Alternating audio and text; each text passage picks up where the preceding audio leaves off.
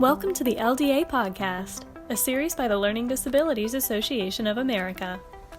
Our podcast is dedicated to exploring topics of interest to educators, individuals with learning disabilities, parents, and professionals to work towards our goal of creating a more equitable world. Hi everyone, I'm Monica McHale-Small, and I am currently the president of the Learning Disabilities Association of America, and I am here today with Dr. Lauren McClenney-Rosenstein of Think Dyslexia. Hi, I'm really excited to be here and to have this really rich discussion about dyslexia, race, and literacy. I've been in education for 10 years. I am a special educator, and I've been in private schools. I've been in public schools. I've worked at a nonprofit organization, and I'm currently a learning specialist at a private Quaker school in Baltimore. I've also taught at the elementary level, and I have taught in the middle school level. And I started my career at a private dyslexic school, so that was kind of the start of where this love came from. And I'm also Orton Gillingham trained and certified through the Academy at the associate level. Lots of rich experiences to draw from. And Lauren, you and I connected after I saw a tweet that you shared, which spoke to the idea of Black students, and especially Black male students, often being misidentified as emotionally disturbed or intellectually disabled, when in fact they have dyslexia. And I'm very interested in what led you to tweet that.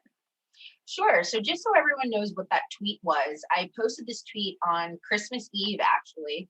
And I stated, why is it when Black males qualify for special education, they qualify under an intellectual or emotional disability? Oftentimes they're misunderstood and misdiagnosed, and this could be the root cause of dyslexia. So what inspired me to post this was I actually originally posted this on a whiteboard back in June on my Instagram page. And this was really based around the unrest of what was going on in our country with George Floyd and the Black Lives Matter movement. And I just thought, as a special educator myself, why is that? Why is this the case? In July, I actually did a presentation with Dyslexia Institute UK, and the topic was actually the underrepresentation of Black students in American schools. And so, I delved into what that looked like, and just kind of the disparities in this country and what this country was based on and built on. So I felt even more inspired to repost it on Twitter when you found it in December, because I had just done an interview with Hildebrand Pelzer III back in December on incarcerated youth and literacy. And if you aren't familiar with his work, he's great. He used to be a principal in a juvenile system, I think in Philadelphia. I'm not quite sure where exactly, but his work is heavily steeped in literacy and incarcerated youth. So I felt it was time to, bring that conversation to the forefront again, and hopefully we can change that narrative and we can have that systemic change. Recently, I shared with you two different papers. One was LDA's recent core principle on disproportionality and identification. And the other was the testimony that I gave to the Pennsylvania Advisory Committee to the Human Rights Commission around the issue of the school-to-prison pipeline. I'm wondering what, if anything, from those papers resonated with you. Well, I think the biggest thing that I know you touched on was relationships. The determining factor of the connections to the school and school success and student success. So, I found this to be a really big area for me personally when I was co-teaching with teachers, and then also just coaching teachers into how you can build those relationships with those students that I think some teachers might find that are more troubled or more harder to handle based on their behavior. And I know that class size and curriculum shifts and changes in, whatever the direction the school district is kind of going in can make that difficult for public school teachers to say, well, I don't have time to have relationships with 120 students. But really, that is the determining factor to unlocking student potential. And, it really, that connection of like building relationships, if adults really think about themselves in the workplace. I feel like you thrive best when you know that someone actually is taking an interest in who you are as a person, what your likes are, what your interests are. So it's the same thing in the classroom. I feel like when you have that relationship building aspect of that. And also, I know there was a point in the piece that you sent me about student resource officers, so the SROs, and how they're essentially trained to do what they're told, which is when there's some sort of criminal behavior, an action is then taken, which could be maybe the student is removed from the school or they're arrested or something that then puts that student, which could be more likely a student of color, at risk of criminal behavior. And I think that, when you think about students of color and their success rate and how schools handle the disciplinary actions, I think that kind of changes the narrative of if kids are constantly seeing a reflection of themselves being pulled out of the classrooms, or they're not really seeing their counterparts being treated the same way, it kind of puts in their head like, oh, well, I'm supposed to, end up in prison, or I'm supposed to just goof off in class and then I can go hang out in the front office. So I think those points of relationship building, the SRO officers and kind of their actions and how that can lead to criminal behavior really stuck out to me the most. And it also just kind of made me think about some of my personal experiences in public school. And when I did see those students, they were always the students of color. Right. Yeah, and I can speak to my own experiences. I spent 27 years in public education. And what I saw so often was that some of those students who end up, getting really heavily subjected to exclusionary discipline, most often the students of color and Black males, it almost seemed as if, for them, it was to save face rather than admit that they were really struggling to read and to perform what was expected to them in the classroom. They acted out so that they wouldn't look like they were dumb or incapable. And I think people hyper-focused on their behaviors and never really dug deep enough to get to those root causes. Yeah, I would agree with that. And just to comment on what you just said, I think oftentimes teachers are overworked and, as we know, underpaid. And so when they see students that are flipping a desk or, passing notes or doing things when it could be a sign of this is happening whenever we're doing literature studies, or this is happening whenever we're doing circle time, or whatever the case is. I'm sure it's from K through 12 that you see these behaviors, but I think teachers aren't paying attention to that. And I know we'll touch on this later, but they don't know what they don't know. So they don't know what they're identifying to know, oh, this could be a literacy issue rather than a behavior issue. Right. Absolutely. So let's talk a little bit more about dyslexia. And do you think dyslexia is in some ways distinct from other learning disabilities in terms of misidentification or underidentification, especially in students of color? And if so, how? Sure. Well, I think there are two factors that are an issue. So the lack of teachers of color in the public school system, and the lack of knowledge about dyslexia. So if you take a step back and look at data, obviously we know data tells a story. So in the National Center for Education Statistics, the breakdown of the percentage of teachers in the public and secondary schools in the years 1999 to 2000 and 2017 to 2018. So those are the two different data points. So in the 1999 to 2000, there were 84% teachers that were white and 8% that were Black. So if you fast forward to 2017 to 2018 school year, 79% teachers were white and 7% were Black. So there's a discrepancy right there where most of the teachers are white, probably white male, and the rate of Black teachers went down by 1%. So that, I think, right there is problematic within itself, because I think, teachers need to kind of look at their own implicit biases and where they come from, where they're teaching, how they're connecting with the BIPOC students. And then I also think most public school teachers, and let's just say common USA, this could be anywhere in this country, really can't tell you much about dyslexia in general. And so elementary school teachers might know a little bit more than their secondary colleagues, but not by much. So if they know more, it's probably because their school district is educating and training them. Their in-service teachers on dyslexia or some sort of multisensory teaching to identify these students for special ed.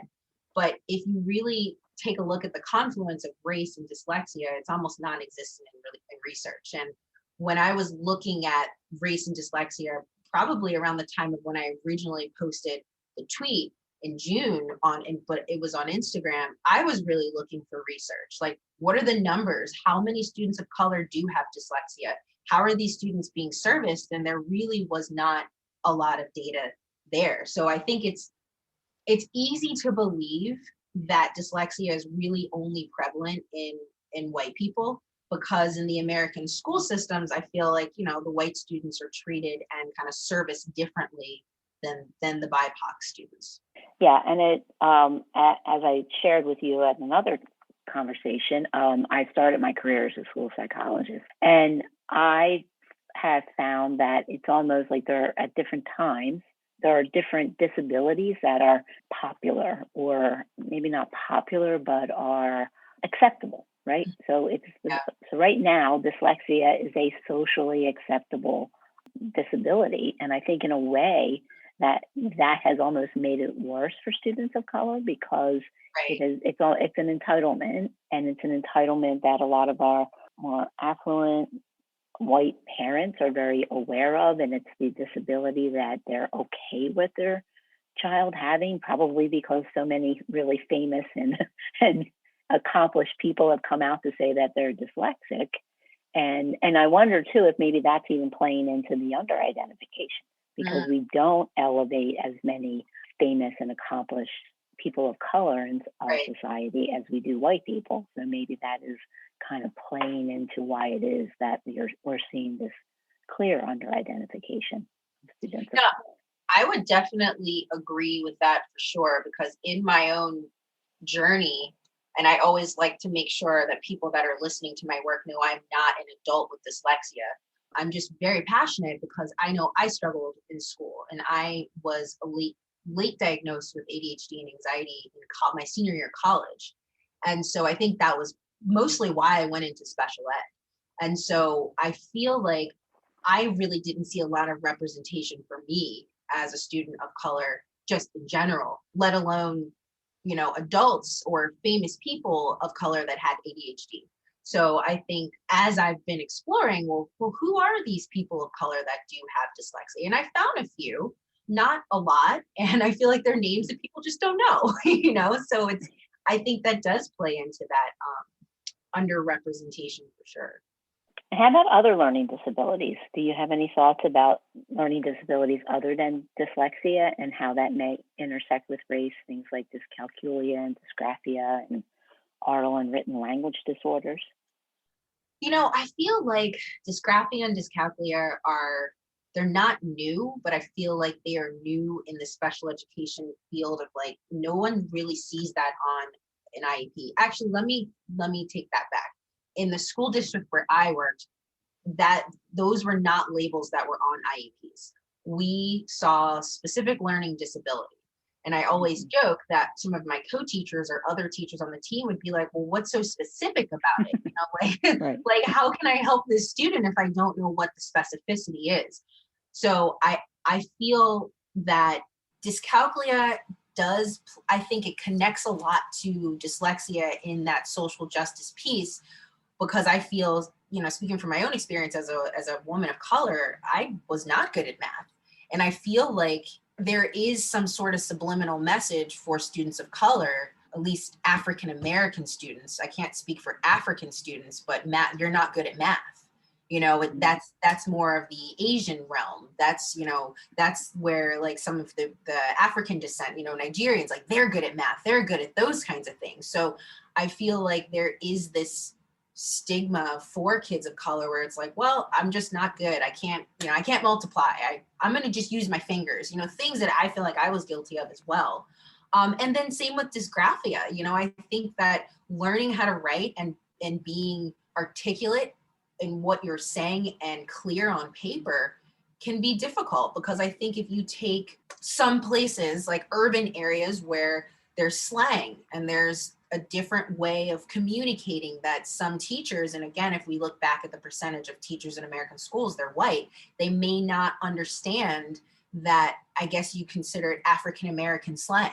You know, some of the broken English and things that are said and spoken at home, it's different at school. So I think it could be perceived that maybe the student can't write well because of maybe what's happening at school, or maybe the student isn't capable because they're not getting the support, you know, of what's happening at home. I think I said at school the first time I meant home. Right. So yeah, I mean, I definitely think there is a race component to that for sure. Mm-hmm. Yeah, and in my own experience, when I did work in public schools, and then now I'm an adjunct at Temple University, and we have a clinic that services a lot of the families in, you know, pretty high poverty urban area that surrounds the university.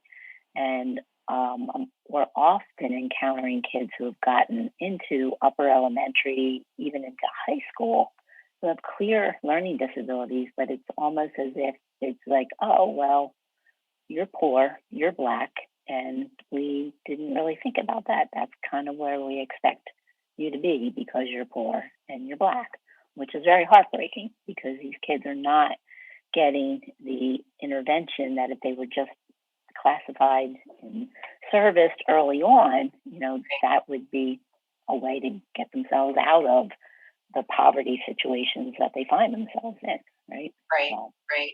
Yeah, we kind of dismiss it and just, well, I think we have a very high tolerance for accepting low achievement amongst poor students, no matter what color they are. And I don't think that's okay. No, it's not.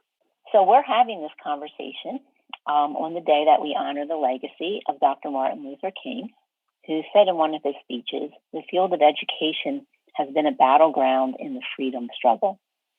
And then just last week, it was announced that Rick Snyder, the former governor of Michigan, was criminally charged in connection with the Flint water crisis. Parents in that community had to file legal action to get their children evaluated for special education. So in this week where social justice is really very much at the forefront of the news and of thinking, what are your thoughts on if or how environmental justice and disproportionality in special education intersect? So I think environmental justice is huge, and they definitely do, the disproportionality do intersect. Typically, when I think of environmental circumstances in families of color, I usually think of urban populations which impact quality of living in ways that don't necessarily impact white families with cultural capital. And so I was looking at Flint's makeup of their city. The 2010 census had said 56% African-American, 37% white. And, you know, I'm not really familiar with the quality of living in Flint, but I can only imagine that the parents are taking legal action to file for legal action for their children to get evaluated for the school system for potential lead poisoning in the water. You know, that really goes to show just how dire their circumstances are. I don't want to have a sweeping generalization comment, but I do want to say, I feel like you don't typically see these cases happening in white rural areas in America. Maybe they happen, but it's not, it's different, you know, and I just think about, we have a house in West Virginia and the school district is really far away from our cabin, and, you know, that's a vacation home, but like, it's pretty rural out there. And so I wonder, you know, what their quality of living is like as well. But to kind of bring it back to Flint, I think in terms of filing for the legal actions, it's just one step in the process. So for me, I ask questions like, well, what type of lawyers are the Flint residents going to get? You know, are they going to be top-notch lawyers? Are they just going to be those pro bono case lawyers where they only have 15 minutes per case type thing? Will these parents win the case? And if the families do get what they're asking for, special education testing and that nature, you know, are these kids really receiving the best education possible? And of course, that's all subjective. You know, what is the free, appropriate public education? That varies. So, you know, I think in general, the process is good, but in some ways, I think it could be discouraging to kind of get stuck in that system. But I'm not saying these families shouldn't fight, because they should. But this is, you know, a continuous issue that just keeps unfolding. Right. Yeah, and I completely agree that evaluation is just the first step. And if you're evaluated and identified and you still receive substandard education, then it's not necessarily going to solve the problem. To me, though, it just speaks to the whole idea that, the entire world knew that these children were poisoned with lead, and yet they still had to fight for their rights, their Right. legal civil rights to a free and appropriate public education. So it was disheartening to me.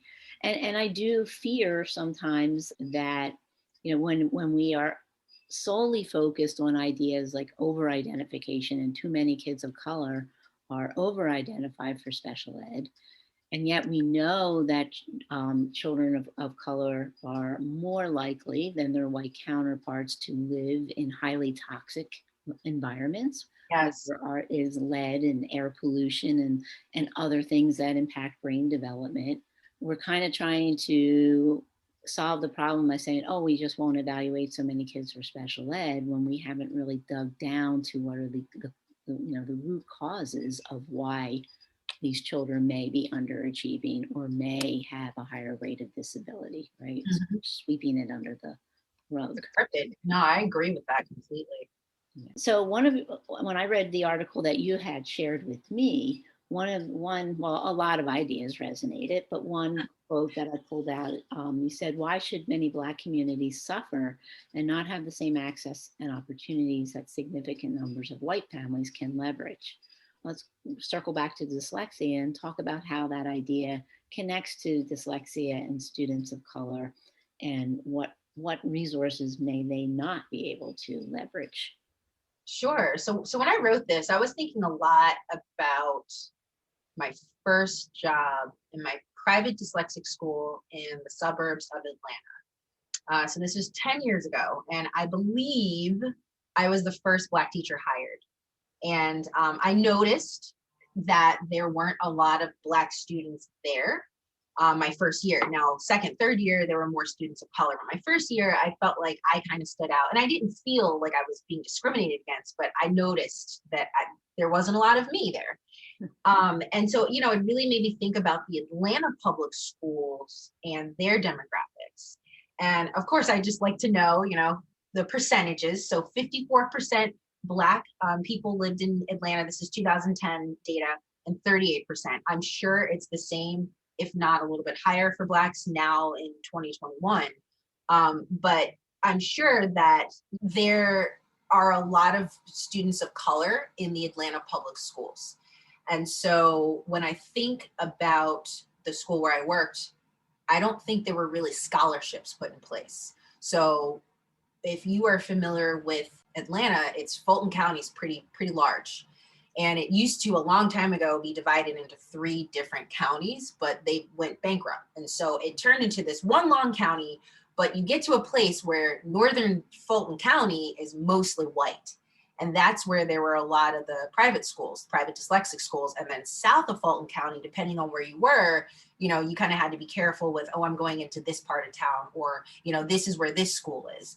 And so, I really couldn't help but think about the private school tuition, the barriers that it presents to probably some of those South Fulton families that maybe they weren't as educated to know about dyslexia, or why their child was reading 2 or 3 grade levels below where they should be, to know like, hey, I really want to send my child to a school where they can get what they need, they can get identified, they can have those supports.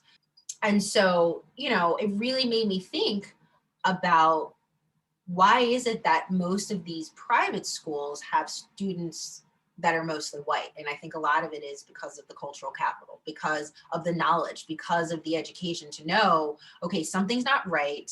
Let's get my child evaluated. And as you know, outside evaluation testing can run up to $3,000, and families just can't afford it if their insurance isn't covering it. So the other thing I did want to say was, there was an article I read from KQED News, which is, I think, a radio station based out of San Francisco. And they put out an article. I think this article was from a few months ago, But the journalist interviewed the Larry P., which this was a lawsuit court case in 1979, and it was based on the discrimination of an IQ test against Black students. And so if the students tested below whatever their idea of an IQ test was, they were then deemed mentally retarded. And then they were then put in special education. And so the real life Larry P., Daryl Lester, he ended up living his life in and out of jobs, on drugs, really struggled. And he's now 62 years old. And it's because he was dyslexic, but, the bar was set low for him. I think his mom didn't know what she didn't know. And she thought the school was doing the best for him, to provide, the best education. And, once he was in these special education classes, and thankfully we don't have this everywhere now, but he was put in those life skills classes. So his expectation of being successful in school was very low. It was assumed that he was not smart enough. So then he just had to learn how to fold clothes or whatever those life skills classes were. So it really makes me think, this man is 62 years old and he's dyslexic and still can't read and write very well. And he grew up in, not having an abundant amount of money and resources. This is still happening today. And there's still that discrimination piece, or that divide, where you have these exclusive private schools, which I'm all for it because I've worked in 3 private schools, but where's the equal opportunity for those students to get the same kind of services that the white students are receiving? Right. And kids shouldn't have to. I mean, the law says a free and appropriate public education for all students with disabilities, and recent Supreme Court cases have really affirmed that progress that kids make needs to be meaningful and consistent with, what we would expect based on their disability. But maybe that's the whole issue. Maybe because of the color of some students' skin, our expectations are just set too low. And therefore, we don't really make sure we have the right diagnostic category, and we don't really make sure that those kids have the highest quality evidence-based instruction. So maybe a final idea here is you also talk about reading and writing as civil rights, and that everyone, and that kind of goes along with what I was saying, right? You shouldn't have to have the money to get yourself into a private LD or dyslexia school in order to get the education that you need, and that everyone should receive the supports that they need to be successful. LDA as an organization wholeheartedly supports that idea of reading as a civil right, because most, not all, but most students with learning disabilities struggle to read.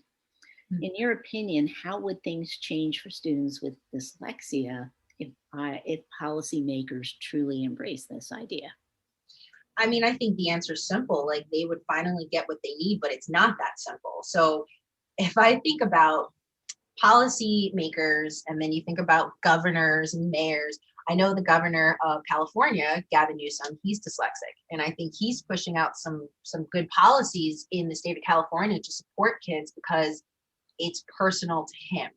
And I think the biggest thing I'm realizing just in my own research and just in public versus private school, if it's not personal, people don't really care. And I know that sounds awful, but I think it's true. I know you've been in education longer than me, but in the 10 years that I've been in this field, I'm like, how do we get people to see that this is something, first of all, that needs to change at the university level? Pre-service teachers need to know how to identify and need to understand how to support these students. But then when you take it, you scale it back to the policy level, who is out there where they can say, you know what, this impacted me personally. This was something that was difficult for me. We have to change the narrative for these kids. And I think it has to come from the governors and the mayors and the people that actually made it to the top, per se, but probably struggled their way through. So, I think until there is a child or an actual adult or a grandchild or someone out there where they're seeing the struggle and they're seeing how difficult it is, that's when it'll really hopefully change the narrative. But I'm hoping that there is some sort of change or deep understanding in the BIPOC community. So I don't know if there has to be a mayor or a governor or someone of power that's of color to say, this has impacted me in my community and we have to make a difference, but we have to make a difference at the policy level. So I think, that's my answer. It's got to be personal to somebody. Yeah, you're probably right. I think that, those personal stories, having been involved in passing some legislation in Pennsylvania, it really was the personal stories. And when the stories that the parents told connected with the stories of the policymakers and the experiences, that's when we saw movement happen. I'm wondering, though, going back, you mentioned, policymakers who are BIPOC and how we have to connect them to it. I'm wondering if that whole idea of, of over-identification and too many kids being in, dead-end special education programs, do you think that has caused any resistance in that community to be open to the idea that dyslexia may be as prevalent or maybe even, more prevalent in certain communities of color as in the white community? Do you think there's any uneasiness with that concept? Absolutely. I think that there is a huge stigma.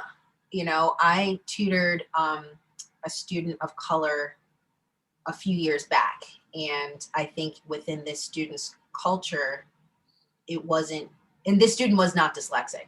They had a physical disability that impacted their well, it was physical and it was cognitive, but it was the kind of thing where the family, you could tell they were uncomfortable with the idea of special education, but they realized that my child needs these supports.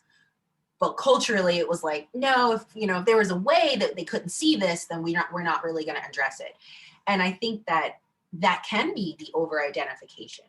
I do think there is this not stigma, but this perception, this misconception that you'll get teachers that will say to some Black families or some poor families, well, you're just not reading enough at home. That's why your child's not able to read. And it's like, how do you know what's really happening? And so I think, at least as a Black community, I think I can speak on that. Is like, I think we get offended by that.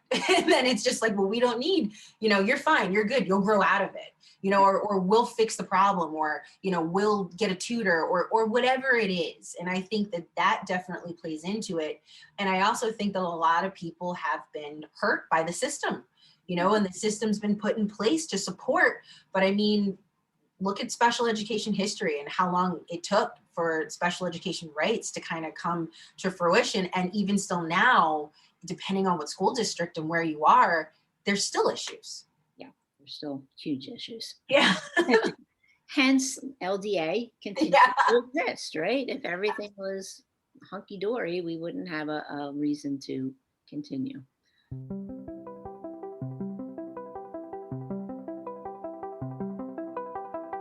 Thank you for listening to the LDA podcast. To learn more about LDA and to get valuable resources and support, visit ldaamerica.org.